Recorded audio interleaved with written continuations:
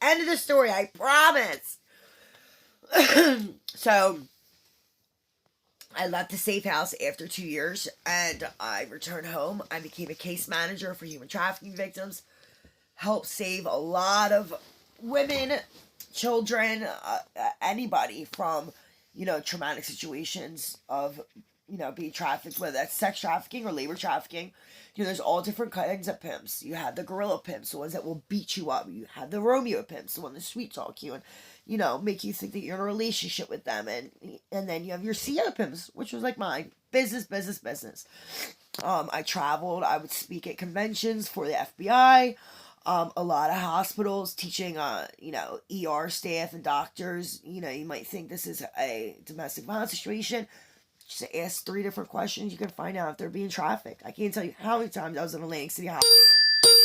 And, these nurses would see my pimp there and would do nothing. Just wheel me out. So they have to get an x-ray, just get me somewhere privately and offer me assistance. I never knew safe houses existed for human trafficking victims or, trauma advocates, all types of services out there, safe houses. And, I owe my life to that place, The Well. I was on the front page of 2 different newspapers for my story of being sex trafficked. I have done documentaries. I've raised over $90,000 for that specific safe house that I was at.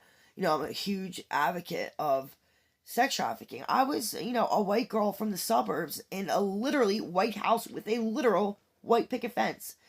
And I wound up on the streets of Atlantic City being sex trafficked.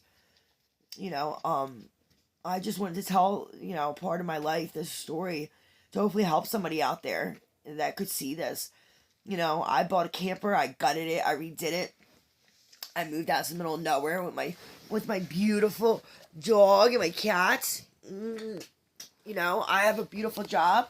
I love my place. It's a little messy right now, but I work with kids with autism now. I took a break. I started working with kids that were being sex trafficked out of Kensington, Philadelphia, and it really took a lot out of me.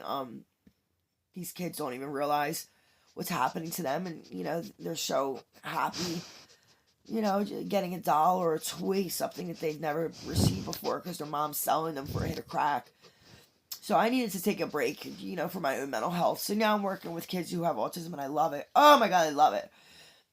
But I went from, like I said, being sex trafficked to now living life happily with great people by my side and, friends that I never thought would accept me or love me as family.